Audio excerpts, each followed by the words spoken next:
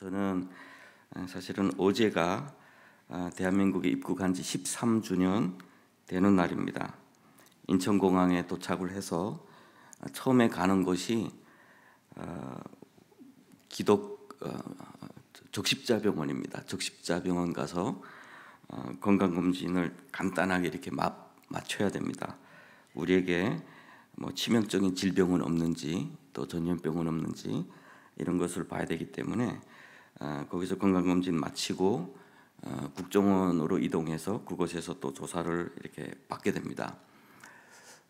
그때 제가 처음 이렇게 검진을 받을 때 의사 선생님이 그랬습니다. 저보고 몸무게가 미달이라고 많이 드셔야 되겠다. 그런데 13년이 지난 지금은 병원에 갈 때마다 살을 빼시라 이렇게 이야기를 듣고 있습니다.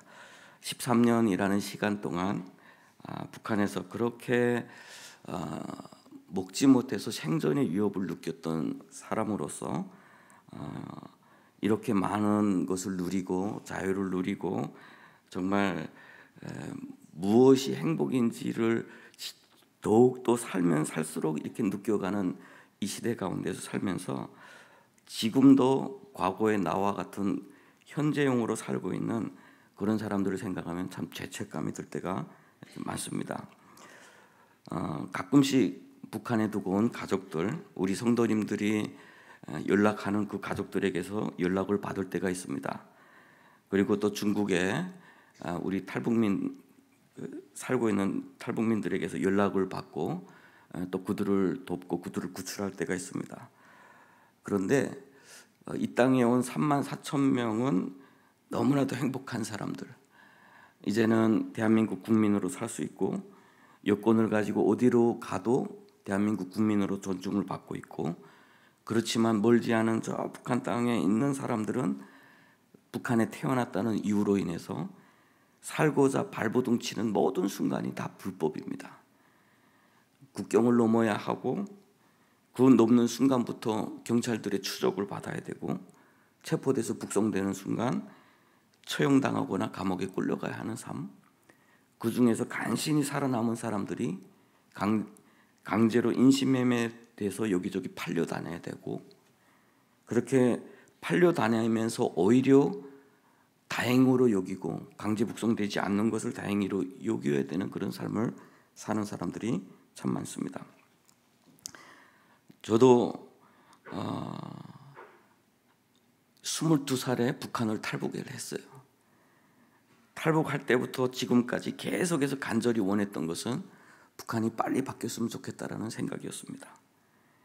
그런데 지금까지 이제는 20여 년이라는 시간이 흘렀는데 아직까지 안 바뀌었어요.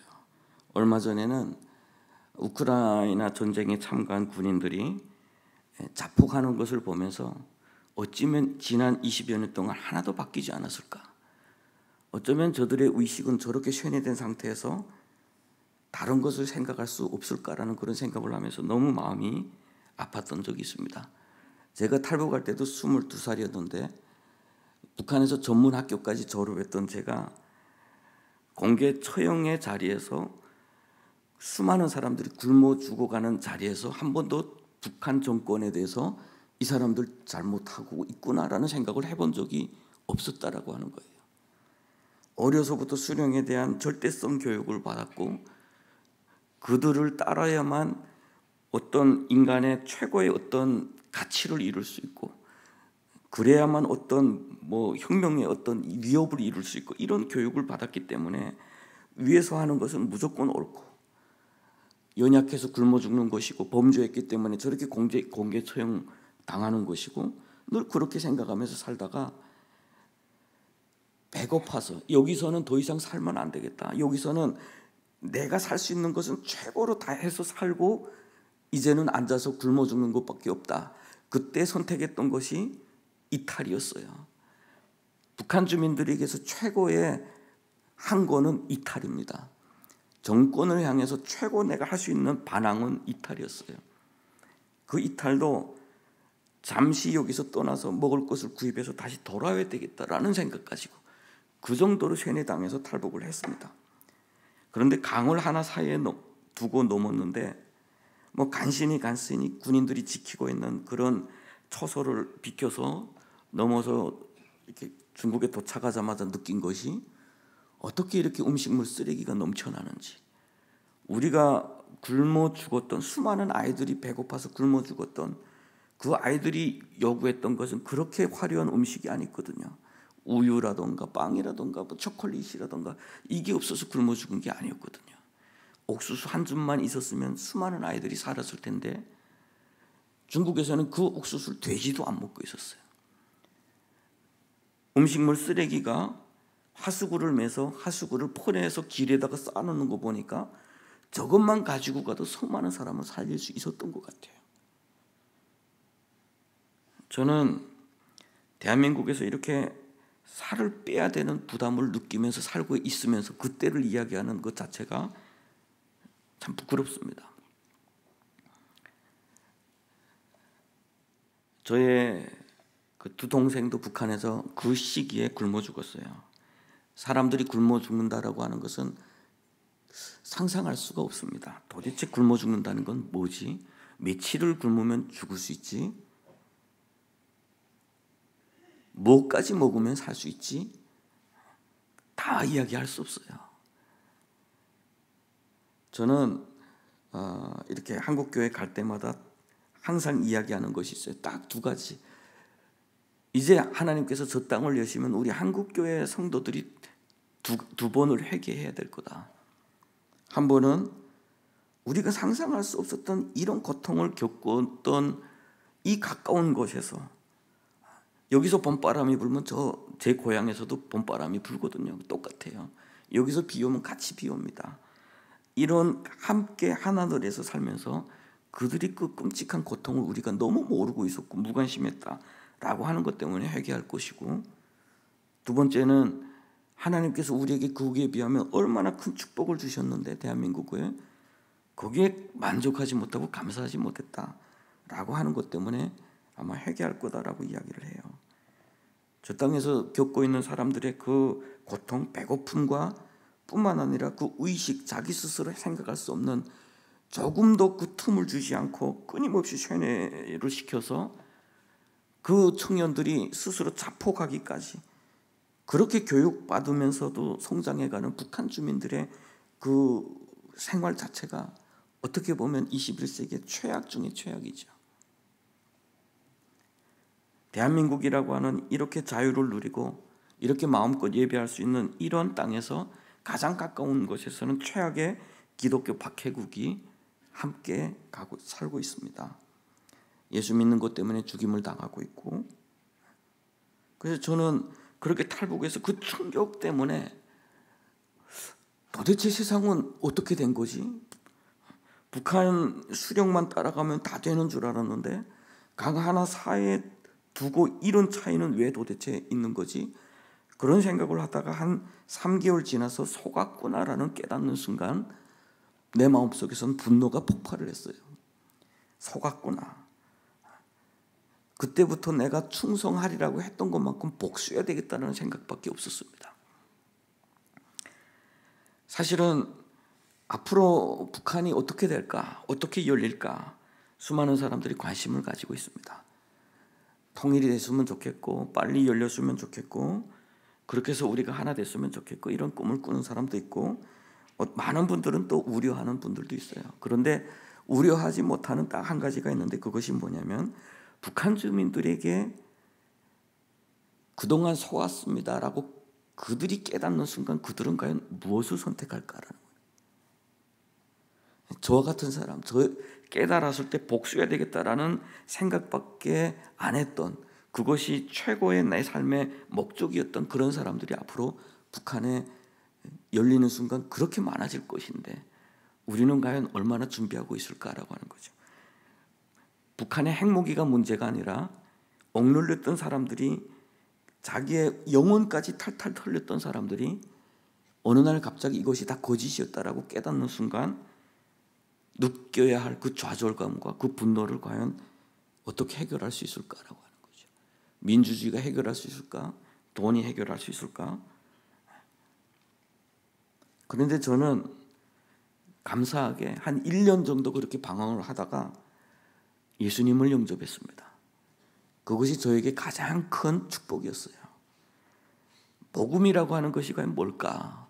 우리 대한민국 사회에서 복음이라고 하면 이제는 너무 평안한 가운데서, 그리고 너무 길이 많은 곳에서, 선택의 여지가 많은 곳에서 복음하면 그렇게 빛이 나지 않는 것 같아요. 그런데 저처럼 길을 잃었던 사람, 수령이라고 하는 신에게 버림받았던 사람, 그런 사람들에게 있어서 만났던 그 복음은 전부였어요. 그것은 빛이었습니다. 왜냐하면 내가 가지고 있던 그 증오심을 한순간에 회복시킬 수 있었던 것이 그 복음이었어요. 제 이름을 소개받을 때 혹시 김건능이라고 소개받을 때 여러분은 어떤 생각을 드셨습니까? 많은 분들이 좀 이렇게 반항심을 가지시더라고요. 이름이 왜 저렇게 교만하실까? 무슨 권능이 있을까? 어떤 분들은 그렇게 질문해요. 혹시 그림자라도 지나면 병이 낫나요? 이렇게. 근데 저는 그런 의미는 하나도 모르고 탈북자로서 성경을 읽다가 예수님을 영접을 해야 되는데 무조건 넘어야 되는 그것이 있어요. 그것이 뭐냐? 탈북자로서 북한에 나가면 처벌받아야 되는데 거기에 플러스 예수까지 믿었다면 절대로 살 수가 없습니다. 성경을 읽는 도중에 예수님께서 계속 우리 마음을 두드리실 때 우리는 무조건 결단해야 되는 것이 있어요. 야, 안 된다. 여기 있으면 안 된다. 빨리 떠나야 되겠다. 여기에 좀 더 발 깊이 빠졌다. 내가 죽겠다라는 생각. 아니면 예수 때문에 죽을 걸 각오해야 되는. 우리 탈북자로서 새신자 교육의 첫 단계는 예수를 위해서 죽을 수 있는지를 무조건 답해야만 한 단계 더 나갈 수 있었어요. 그러다 보니까 탈북자신 분, 우리와 함께 살고 계시는 분은 우리 남한에서 파송하신 선교사님, 언제 체포되면 우리는 북송돼야 되고 우리 선교사님은 언제 보위부가 들어오면 또 살해당할 수 있고 하니까 항상 우리는 다 같이 무조건 신앙이 저하소가 아니라 한 가지를 꼭 생각해야 되는 것이 있는데 순교다라고 하는 것. 그래서 아침에 일어나면 북한을 위해서 순교합시다가 우리 인사말이었어요. 혹시라도 그 순간에 두려울까 봐 미리 준비를 한다고. 그러다 보니까 순교자 전기를 가지고 읽으면서 각각 순교자의 이름을 가졌는데 저보다 예수님을 빨리 믿은 친구들이 좋은 이름은 다 가져왔습니다. 주기철, 손양원 이런 이름은 다 가져가고 저도 이름 좀 하나 좀 주십시오 해서 차려진 것이 최건능 목사님의 이름을 따서 김건능이 되었습니다. 그렇게 예수님을 영접하는 가운데서 더 이상 북한의 그 통치자들이 우리에게 심어준 죽음에 대한 공포, 그리고 그 국가를 떠났다라고 하는 그런 죄책감, 이 모든 것에서 해방할 수 있는 그 힘은 복음 안에 다 있었어요. 복음은 이 세상의 모든 통치자들의 통치 이념과는 완전히 반대됐어요. 오늘이 어떻게 보면 성금요일이시죠. 예수님께서 그렇게 조롱당하고 십자가에서 죽으시고 그 성경을 읽으면서 어떻게 하나님이 이렇게 될 수 있지? 어떻게 이렇게 될 수 있지? 그럼에도 불구하고 우리처럼 연약한 자와 같이 우리 하나님이 되셨다는 게 왜 그렇게 위로가 됐던지 몰라요. 그렇지만 하늘의 높은 하나님께서 죽음을 이기셨고 결국에는 모든 우리를 해방시켜 주셨다. 죽음도 우리를 막을 수 없는 그 영원한 가운데서 우리를 해방시켜 주셨다. 그것 때문에 우리는 그때부터 죽음을 피해서 탈북했던 사람, 죽음을 피해서 여기저기 숨어 다녔던 사람, 그 모든 것이 그냥 생존만을 위해서만 숨쉬는 것을 목적으로 살아왔던 우리들이 이제는 죽어도 좋겠습니다라는 고백으로 신앙생활을 할 수가 있었고, 마음속에 중호심을 품고 살았던 우리들이 예수 때문에 하나님께서 저 땅을 회복하신다면 우리는 죽어도 좋겠습니다라는 그런 마음으로 우리의 중호심을 십자가 앞에 내려놓을 수가 있었던 것이죠. 이게 복음의 힘이었습니다. 그래서 우리들은 북한이 열린다는 건 복음 통일이 전제되지 않는 통일은 희망이 없다고 생각을 합니다. 그들에게 깨우쳐서 뭐 하게요? 그들이 노예로 살았다고 깨우쳐서 뭐 하게요? 그들이 일어나서 또 누군가를 위해서 증오심을 끊임없이 표출할 때 또 죽어가는 사람들이 있고, 그렇게 끊임없이 악의 사슬이 끊이지 않는 그런 것은 해방이라는 게 있을 수 없어요. 다만 복음 안에서 정말 우리가 겪어왔던 모든 고통을 우리 하나님 앞에 맡길 수 있고, 우리 민족의 미래도 우리 하나님 앞에 맡길 수 있는 그런 복음의 힘을 믿을 때만이 우리 남과 북은 진정한 희망이 있는 것이죠.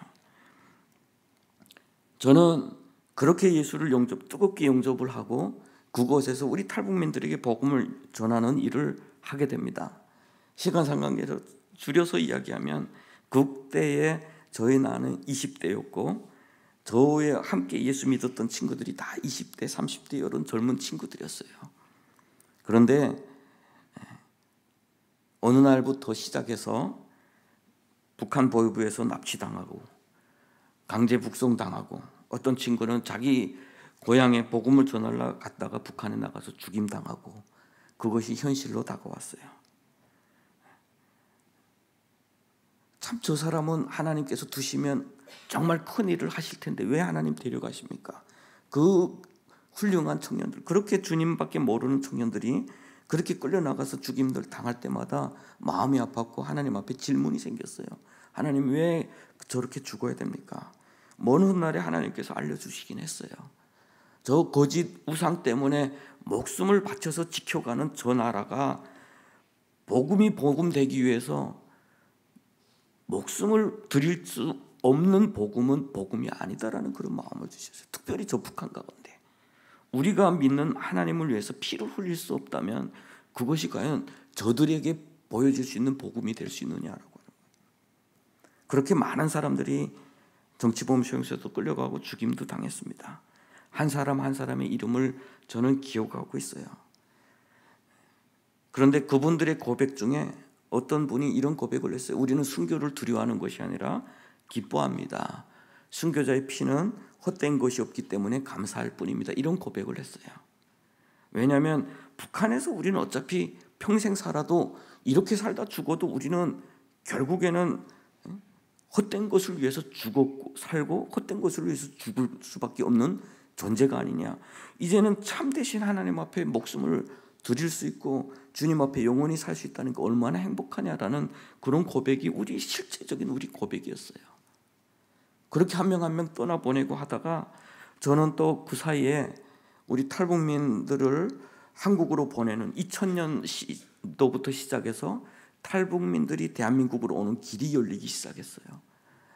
2000년대부터 지금 올해가 2025년인데 2000년대부터 비교적 대량적으로 대한민국의 입국이 시작이 됐어요.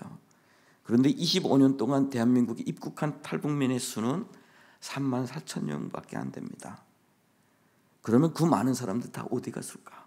오던 길에 체포되고 강제 북송당하고 지금도 중국 땅에서 헤매고 있고 그렇게 살고 있죠.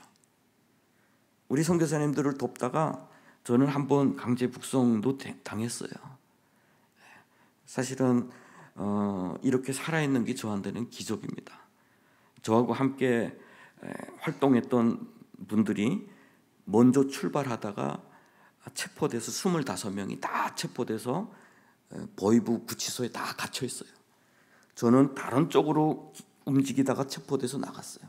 그런데 이 25명은 뉴스에 크게 나오다 보니까 북한 보위부에서 알고 이 사람들은 남한으로 도주하려던 사람이다라고 해서 조사를 따로 하고 있었고, 저는 따로 체포되다 보니까 제가 스스로 다른 곳에서 체포됐다니까 그게 그대로 받아들여졌어요. 그러니까 저의 죄는 이분들에 비하면 저는 어떻게 보면 죄인 중에 괴수죠, 북한의 입장에서는. 그런데 함께 그 감방 안에서 있을 때 그들이 저에게 바랬던 점은 그런 것 같아요. 가서 알려라, 이 소식을 좀 알려라, 우리 소식을 좀 알려달라.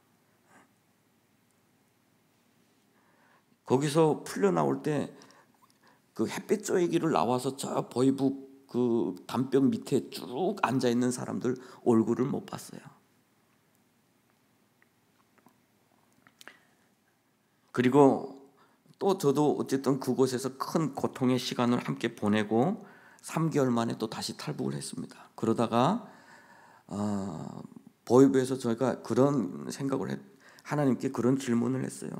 만약 제가 이렇게 하나님의 부르심으로 지금 간다면 저는 한국을 가던 길에 체포됐기 때문에 순교 당한다고 말할 수 없을 것 같아요. 만약 하나님께서 이 길을 지나가게 하신다면 그때부터는 나 자신을 위해서 안 살겠습니다. 이런 고백을 사실은 했었습니다. 그런데 막상 살고 나니까 또다시 한국으로 와야지라는 그런 어떤 삶 속에서 이렇게 저도 모르게 그렇게 끌려갔어요.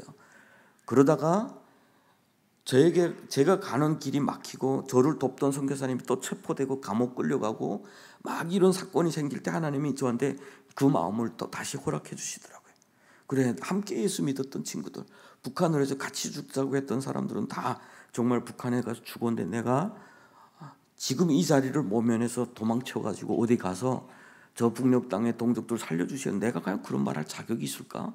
그래서 남아서 우리 탈북민 구출 활동을 다시 하다가 2002년도에 아마 큰 사건이 하나 생겼어요. 우리 좀 관심 가지신 분들은 기억을 하실지 모르겠지만 베이징에 있는 스페인 대사관에 우리 탈북자 25명이 강제 진입하는 첫 번째 사건이 생깁니다.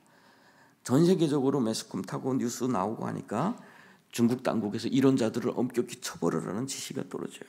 사실은 제가 거기하고 연관된 건 아닌데 저는 삼국으로 몰래 데려오던 사람이거든요.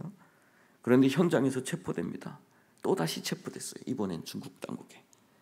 그래서 처음에는 북한 사람이 북한 사람을 도와서 중국 국경을 넘은 거기 때문에 아마 북송될 거야 라는 말을 저한테 많이 해줬어요.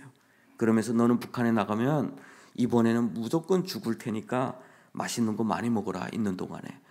계속 그런 이야기도 듣고 했습니다. 그런데 막상 재판받는 자리에 가보니까 저한테 판결 12년형이 내려졌어요. 그래서 12년형 판결문을 가지고 감방 안에 들어오니까 사람들이 어떻게 됐냐 해서 12년 받았다니까 한결같이 기뻐하면서 저를 향해서 박수를 쳐주더라고요. 왜냐하면 12년 최대한 중국에서 살한 거 아니냐. 북송되면 죽을 텐데 감옥에서 살한 거 아니냐. 그래서 박수를 받았어요. 제가. 박수를 받고 제 주머니 털어서 맛있는 것도 사줘야 됩니다. 축하받았으니까. 왜냐하면 중국은 사형이 집행되는 나라예요. 사형받은 사람이 항소를 제기해서 무기도용 떨어지면 그렇게 축하받을 수밖에 없어요. 왜냐하면 사형장에 끌려가는 한 사람 한 사람 보면 그렇게 두렵고 그렇게 애처롭고 그렇게 안타깝거든요. 저도 사형장에 가야 될 사람이 12년 받은 거니까 축하받을 만했죠. 그래서 감옥에 끌려가서 그때부터 감옥 생활을 또 중국에서 하게 됐습니다. 중국에서 그렇게 해서 모두 10년 감옥 생활을 했어요. 26살에 들어갔다가 37살이 돼서 12년 받았는데 그것도 감형을 받았어요. 그러니까 중국 경찰들이 마지막에 저한테 물어보더라고요. 북한에 가면 빨리 죽는데 왜 감형 받느냐고. 그래서 저희가 예수 믿는 사람이니까 열심히 하니까 점수가 쌓여서 당연히 감형 받는 거라고 했더니 경찰이 오히려 저한테 걱정을 해줬어요. 북한에 가면 죽을 텐데 일단은 살아라. 산 개가 죽은 정승보다 낫다고 했으니까 일단은 살아라고. 참 이런저런 유혹도 지나서 진짜 하나님 믿는 사람으로서 감옥에서 어쨌든 하루하루의 어떤 삶을 살아냈어요. 지금 돌이켜보면 그것도 하나님의 은혜였습니다. 그 사이에도 정말 많은 사연들이 있었어요. 아, 이건 하나님이 안 계시는구나. 이런 사건까지 있었습니다. 그런데 그때마다 포기하지 않으시는 하나님의 사랑이 저를 붙잡아 주셔서 결국은 그 감옥의 시간도 잘 견뎌내게 하셨고 결국은 형기 만기가 거의 됐을 때에 2011년 12월 20일이 형기가 만기였어요. 그런데 18일 날에 저를 데려다 놓고 주일이었는데 저를 꽁꽁 묶어놨다가 19일 날 하루 앞당겨서 북한으로 송환시키기 위해서 차를 태우고 나갔습니다. 그렇게 감옥은 장춘이라는 곳이었는데 새벽에 차를 태워가지고 저 북중 국경도시 도문까지 갔어요. 도문 앞에 서면 북한이 바로 앞산이거든요. 나무도 제대로 자라지 않는 거기에 눈이 가득 쌓여 있는 그 12월 달에. 그런데 그날따라 너무 추워서 속도가 조금 이렇게 차가 속도를 제대로 내지를 못하다 보니까 조금 늦게 도착했어요. 그래서 그 타이밍에 뭐 밥 먹으러 오라 뭐 이렇게 왔다 갔다 이렇게 하다가 결국에는 어떤 사건이 터졌냐면 김정일이가 사망했다는 북한의 선포를 듣게 되었습니다.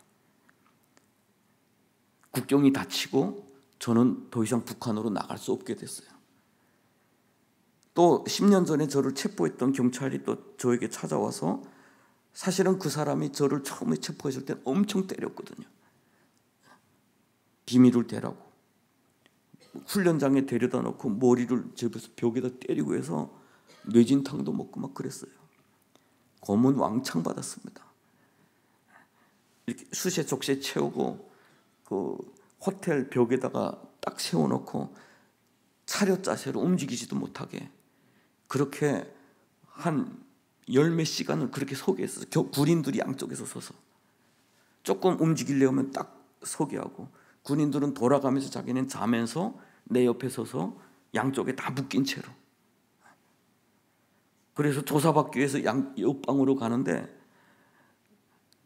조사하기 전에 어떻게 보면 위협을 주려고 했겠죠. 뒤에 와서 저를 확 때려가지고 제가 쓰러졌는데 와, 그때가 그렇게 천국 맛이 나오는지 처음 알았어요. 서 있다가 쓰러지니까 그렇게 편안하던 거예요. 아, 맞는 건 둘째야. 그냥 누우니까 조금이라도 핑계대고 조금 더 눕고 있게 싶더라고요. 경찰들이 그건 또 눈치 빨라요. 야, 자 편안히 한다. 빨리 이렇게 세워라. 해가지고 또 이렇게 세우고. 그렇게 때렸던 사람이 있었는데 훗날에 조사하는 과정에 어느 날 갑자기 와서 저한테 미안하다고 그러더라고요. 그래서 각자 자기 일을 했는데 왜 미안하냐 했더니 그래도 한국 갈 수 있는 길도 있었는데 자기 민족 살린다고 남아 있었다고 그러면서 내가 너무 한 것 같은데 좀 미안하다. 그러면서 혹시 네가 10년 감옥 가고 내가 10년이면 여기서 어느 정도 간부로 될 수 있을 텐데 그러면 너 도와줄지도 모르겠는데 했는데 뭐 저를 위로하는 말이었겠죠. 근데 하나님이 그대로 들으셨는지 그 사람이 진짜 승진이 있었어요. 그분이 또 뒤에서 좀 이렇게 힘써줘서 결국은 그곳에서 조사를 받고 한 3개월 만에 국적 불명자로 중국에서 풀려나게 됐습니다. 사실은 이건 기적이었어요. 어떻게 보면 우리 한국의 그때 영사관에서도 이런 일은 없다라고 계속 이야기했어. 그건 불가능하다 계속 이야기했어. 근데 제가 막상 나오니까 우리 정부에서 그때 노력해 주시더라고요. 여권도 보내주시고 뭐 제가 한국 온다니까 아시아나항공에 제일 뒷자리 마련해 주시고 그래서 2012년 4월 17일 날 아시아나항공 제일 뒷자리에 비행기를 타고 영길공항에서 출발해서 인천공항까지 북한이 아니라 바로 대한민국까지 올 수 있었어요. 그 시간이 2시간밖에 안 걸렸습니다. 그것에 또 충격을 받았어요. 어떻게 이렇게 짧은 거리를 우리 탈북민들은 그렇게 올 수가 없지? 그렇게 아둥바둥해도 수천 킬로를 돌고 돌아서 산을 넘고 강을 넘고 그 사이에서 죽고 그 사이에서 체포돼서 북송돼 나가 죽고 왜 우리한테는 이 거리가 이렇게 멀지? 근데 하나님께서 그때 비행기가 떠날 때 저의 마음 가운데 주셨던 말씀이 있어요. 내가 한다라고 하는 거예요. 내가 한다. 제가 젊은 혈기에 주님을 믿고 죽기 살기로 일하다 보니까 어느 때는 제 동료가 북송돼서 죽어가고 한국 가던 사람들이 체포되고 막 이럴 때마다 하나님을 정말 원망 많이 했어요. 지금 죽어가는 사람들 하나님께서 도와주시지 않으면 100년 후에 이 나라를 회복하신들 무슨 의미가 있느냐. 지금 사람들 죽어가면 100년 후에 회복되는 그 나라는 인류의 진보의 결과인지 역사의 발전의 결과인지 하나님이 하신 건지 어떻게 하시겠냐고. 차라리 하나님이 안 하실 거면 내가 하는 걸 좀 막지 말아달라. 그렇게까지 막 하나님께 원망했던 사람이에요. 그런데 감옥의 그 비행기가 출발할 때 하나님께서 주셨던 그 마음이 내가 한다라고 하는 거예요. 하나님이 하시는 데는 분명히 하나님의 선하신 뜻이 있는 줄 믿습니다. 저는. 왜냐하면 우리의 생각으로 빨리 하나 되면 좋을 것 같아요. 우리의 생각으로 이 사람이 빨리 대한민국에 와서 살면 좋을 것 같아요. 그런데 제가 대한민국에 입국해서 국정원 예배를 첫 번째 드릴 때 저한테 하나님께서 확인시켜 주신 말씀이 뭐였냐면, 그때 말씀을 전해주려고 오셨던 목사님이 그런 말씀했어요. 국정원에 그때는 정말 사람들이 많았습니다. 100여 명이 앉아서 이렇게 수요 예배에 들어와요. 목사님이. 그분이 이런 말씀했어요. 여러분, 대한민국 오신 걸 환영합니다. 그런데 대한민국은 결코 천국은 아닙니다. 대한민국에 오신 탈북민들 중에 자살률이 우리 일반 국민들보다 3배가 높습니다. 그랬어요. 충격받았어요. 빵이 없어서 탈북한 사람에게 빵이 있고 자유가 없어서 탈북한 사람의 자유가 있는데 왜 죽지? 우리는 그 생명을 살리기 위해서 목숨을 걸었던 사람으로서 왜 이 사람들이 대한민국에 와서 죽지? 그건 좀 과한 표현이다라고 생각했어요.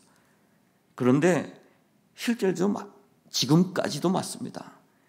지금까지도 그 수는 그렇게 줄지는 않습니다. 왜냐?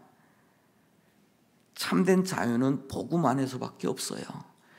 우상에 짓눌려 있던 사람이 대한민국의 자본주의 시장 안에서 경제주의적 모든 관점으로 돌아가는 이 수많은 우상 가운데 또다시 잡히게 되면 그것은 더욱 심한 고통입니다.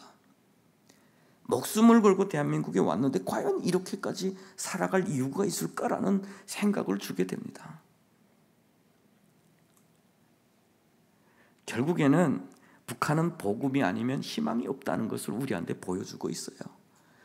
빵이 없는 사람에게 빵을 준다고 해결될 일이 아니고, 자유 없는 사람에게 자유만 주면 다 잘 될 거라고 생각하는 것은 잘못된 생각이라는 거죠. 하나님께서 저한테 그런 마음을 주셨어요. 하나님의 때까지 기다려야 된다.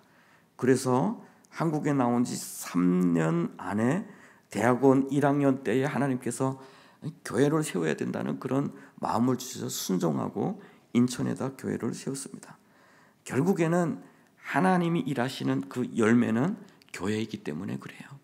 코로나 때 우리 교회들이 참 어려움을 많이 겪었어요. 우리 교회는 엘리베이터가 있는 교회다 보니까 공무원들이 딱 오기 좋은 교회였어요. 저희 친구는 저 서울의 5층에 교회를 개척했는데 다 걸어 올라오다 보니까 공무원들 한 분도 안 왔대요. 근데 우리 교회는 4층인데 엘리베이터가 있거든요. 매주 나왔어요. 거리 두기 했는지. 그때 저는 뭘 걱정했냐면, 한국 교회가 무너지면 북한은 희망이 없어요. 한국 교회 그 위기 가운데, IMF라고 하는 그 어려움 가운데 모든 국민이 금을 바쳐서 나라를 살리겠다고 할 때 우리 한국 교회 성도님들은 그것을 달러로 바꿔서 동족들에게 보낸 정말 그런 교회였어요. 선교사님들을 파송한 그런 교회였습니다. 그래서 우리 교회는 그 코로나 때 구호를 만들었어요. 그걸 우리의 고백이라고 지금 매주 예배 마치고 나면 고백을 하는데, 한국 교회는 대한민국과 열방의 희망입니다.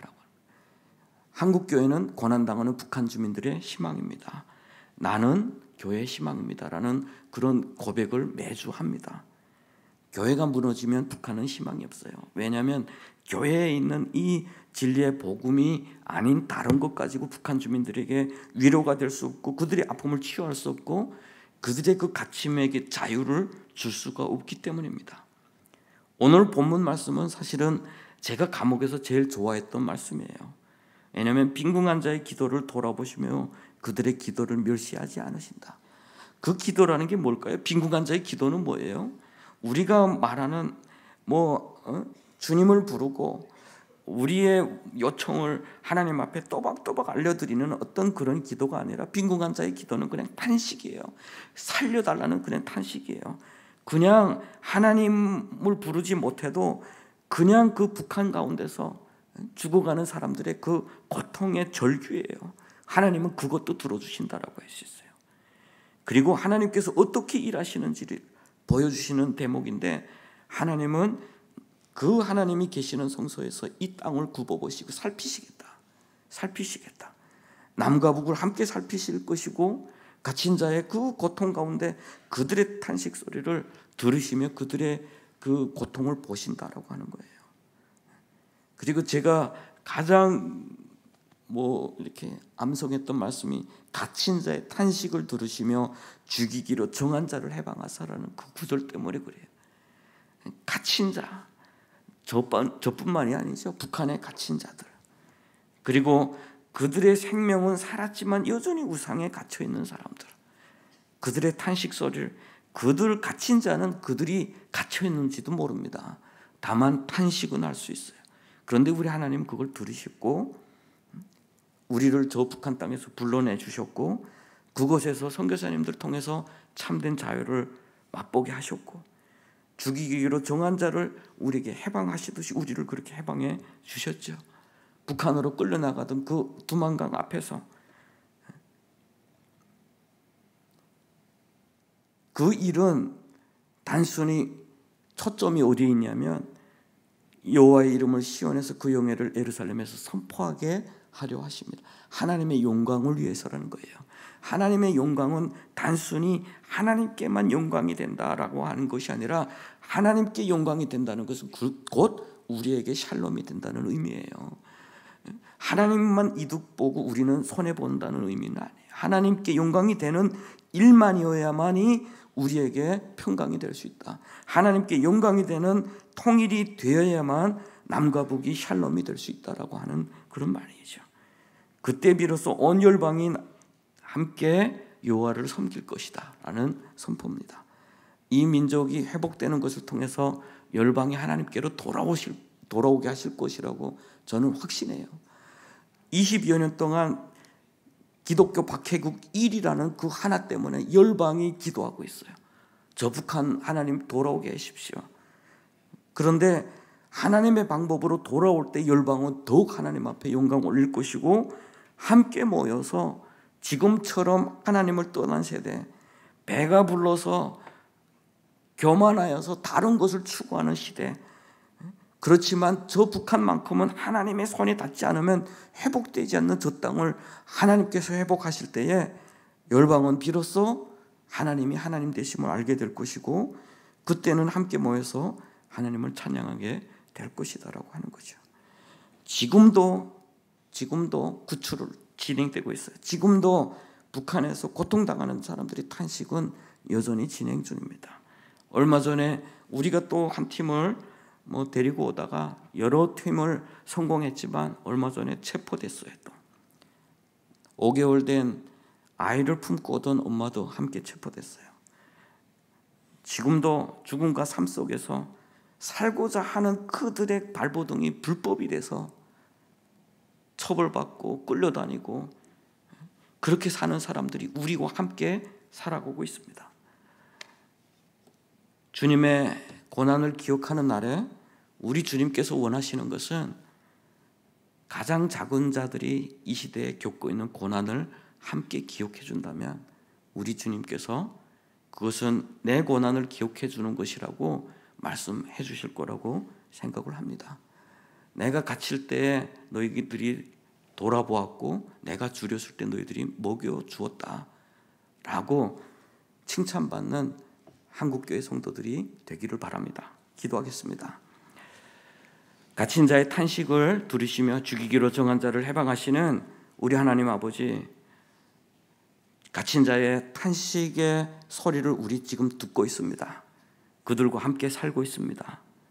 하나님, 또 우리가 주님 앞에 기도하고 있습니다.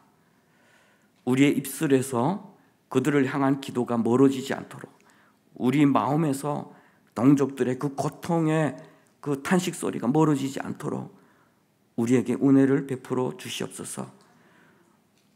고난당하신 주님을 기억하는 그 심정으로 우리 동족들의 그 고통을 기억하게 하여 주시고, 언젠가 순교자들의 피가 흐른 그 자리에 주님의 몸된 교회가 세워지고 남과 북이 그리스도의 이름 가운데서 하나가 되는 그 놀라운 역사를 우리 함께 바라보며 꿈꾸게 하여 주시옵소서. 그날에 홀로 영광 받으실 우리 주 예수님의 이름으로 기도합니다.